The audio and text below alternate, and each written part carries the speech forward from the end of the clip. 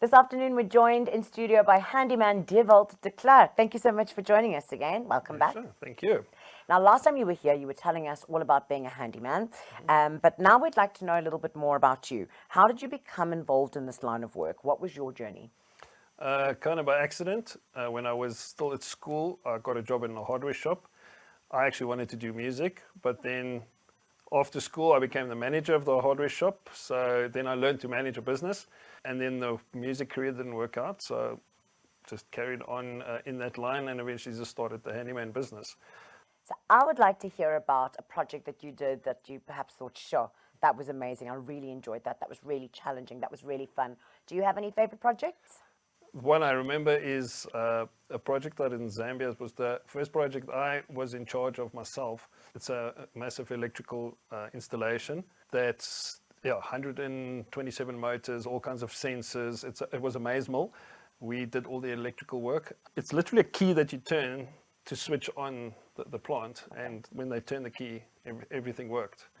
That was it was an amazing feeling. Amazing. And do you still play your guitar? On occasion. Unfortunately, music has become a NIPA, a non-income producing activity, so I do it for leisure, yes. So I need help where I am, and I'm looking for a handyman. What are the red flags I should look out for if I'm looking to hire a handyman? Do they have their own tools, or do they expect you to go and buy the tools for them? When I worked at the hardware shop, I saw that a lot. Do they actually have good personal habits? Someone who arrives at your house and puts cigarettes at your front door, he's not respecting your property. So how do you expect him to now take care of it properly? So things like that. A lot of the time, it is also just trust your gut. Sure, that was literally eye-opening.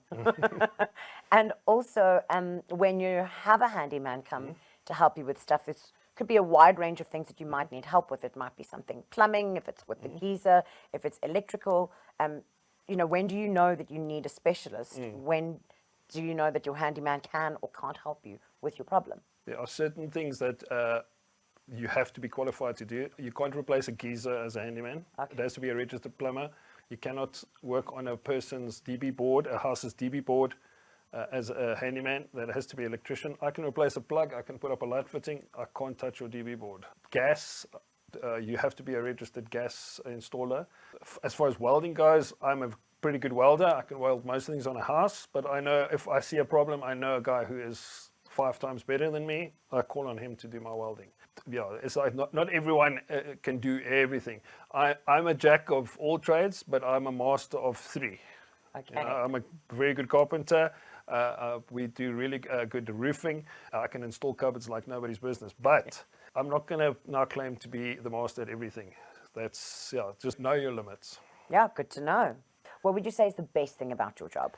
The fact that I do something different every day, the fact that I'm never in the same place too long.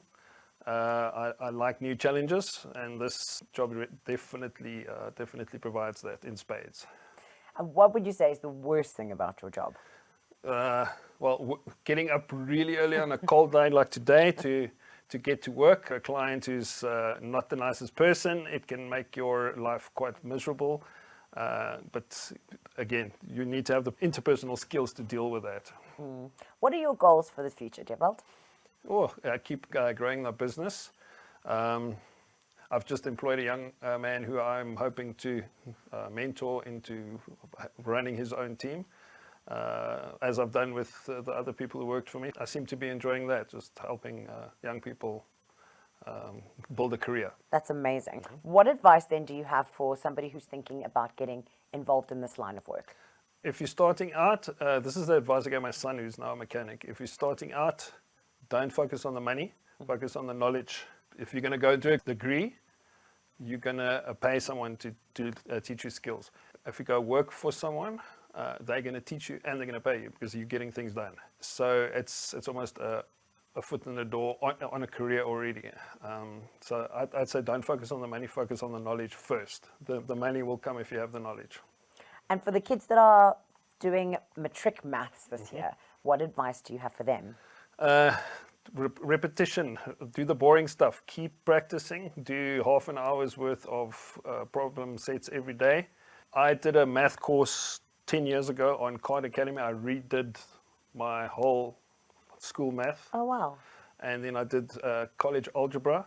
And the secret was every day sit there. So it would give you certain problem sets. You do all the ones that it gives you. Tomorrow you do the same. So I would say get papers and take your textbooks, work problems every day. Make it a good habit, and it will be easy when the test comes. Practice makes perfect.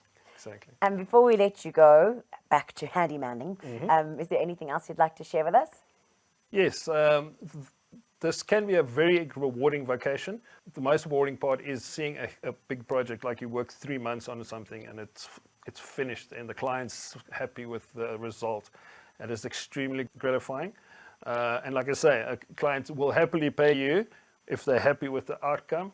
So that's the sure way to get paid and to have a fulfilling career. Lovely. Dewaldt, thank you so much for spending time with us this afternoon. Thank you very much. Great to be here. It's time now for us to take a short break, and when we come back, we're going to head straight into the lesson with Sean. So don't go anywhere.